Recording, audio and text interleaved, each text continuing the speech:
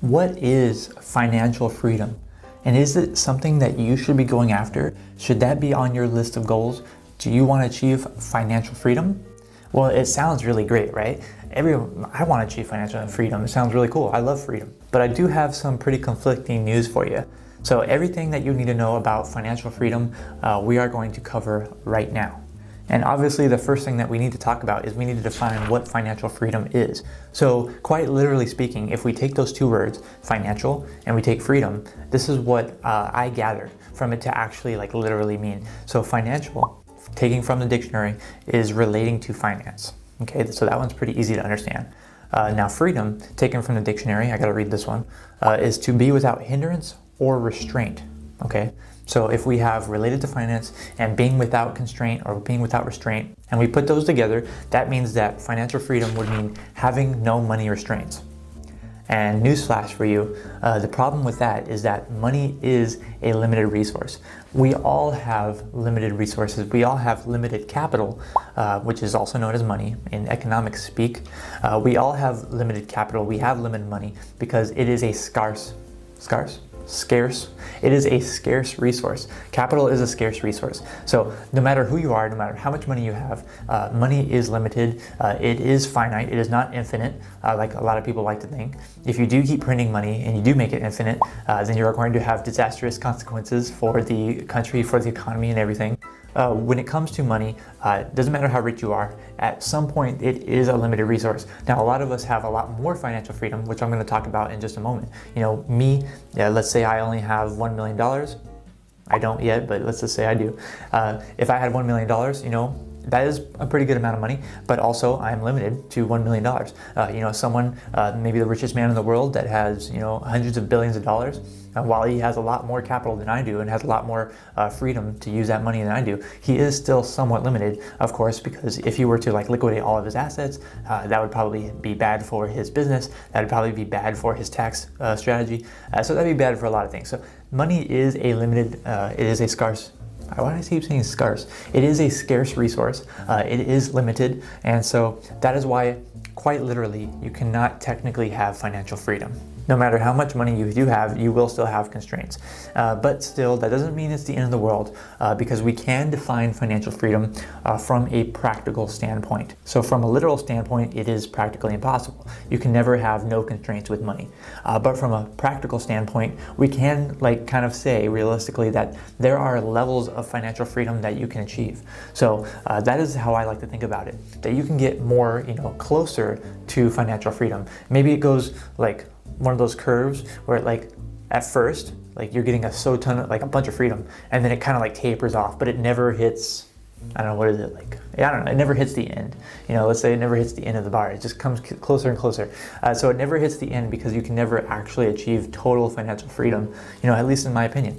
Now, so let's talk about some examples of levels of freedom that you can actually achieve. So, one, maybe a first step of achieving financial freedom that you can achieve is not living paycheck to paycheck. So there's so many people that are unfortunately living paycheck to paycheck. They literally cannot make it without that next source of income coming in from their paycheck or whatever source of income they're getting. So they literally cannot live without that next income source, that next pay date, and that's very unfortunate. That is a very limited amount of freedom. But once you surpass that to where you can actually skip a paycheck and just be just fine, think about it.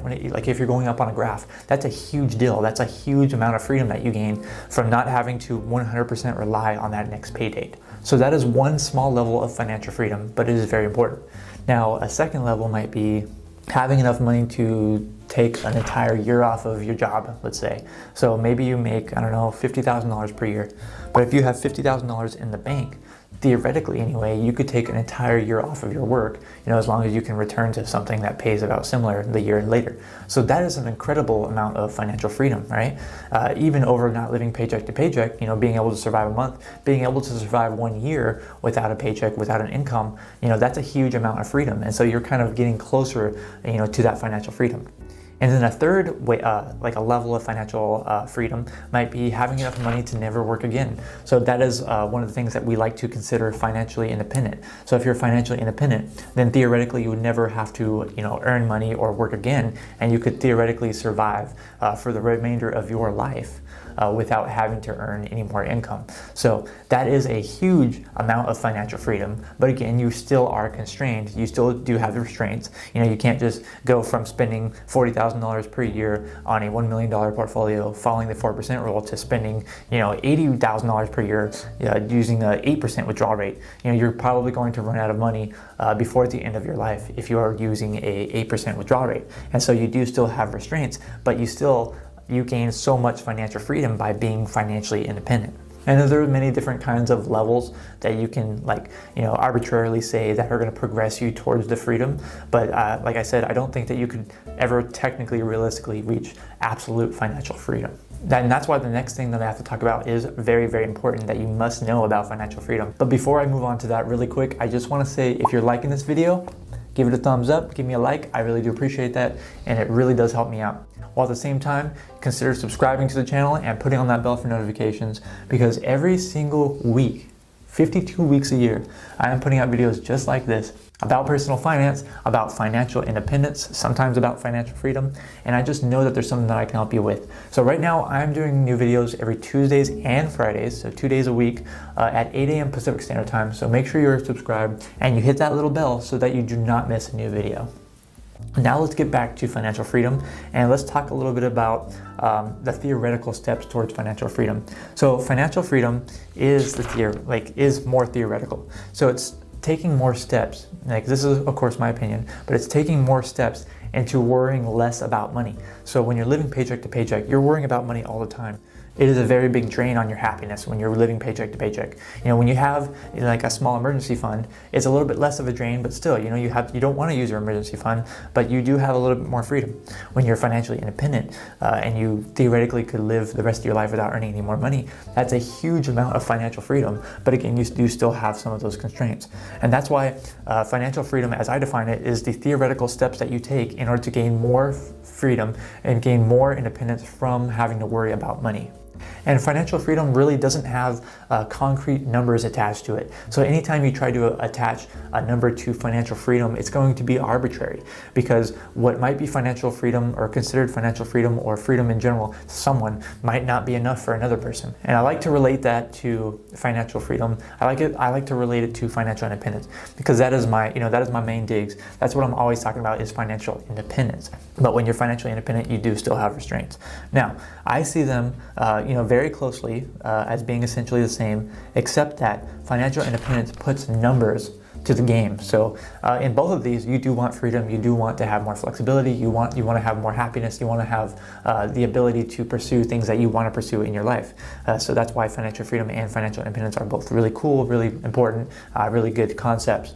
But financial independence, FI, actually puts numbers to those words, puts numbers to those concepts, puts numbers to those theories. Because you can say, 20, as a general rule, you can say once I reach 25 times my annual expenses, then I'm financially independent. And so you can actually put a concrete, numerical number to that. If I spend $40,000 per year and multiply that by 25, and that's $1 million. That's the go-to calculation in my head, because it's super easy to do.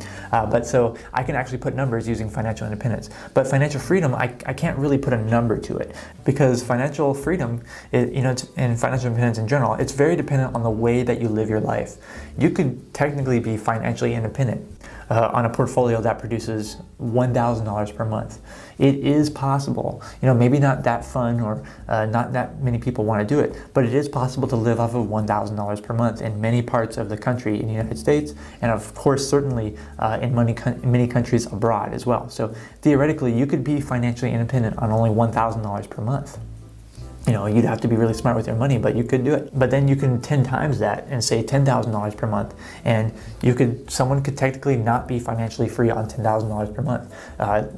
Even though $10,000 per month, in my opinion, is a lot of money to spend every month, that's still that is very constrained. You have so many constraints even with $10,000 per month. You can get a really expensive house, and then boom, there's your $10,000 per month right there. So financial freedom, it is more theoretical. Financial independence, it is more, putting numbers to the theory.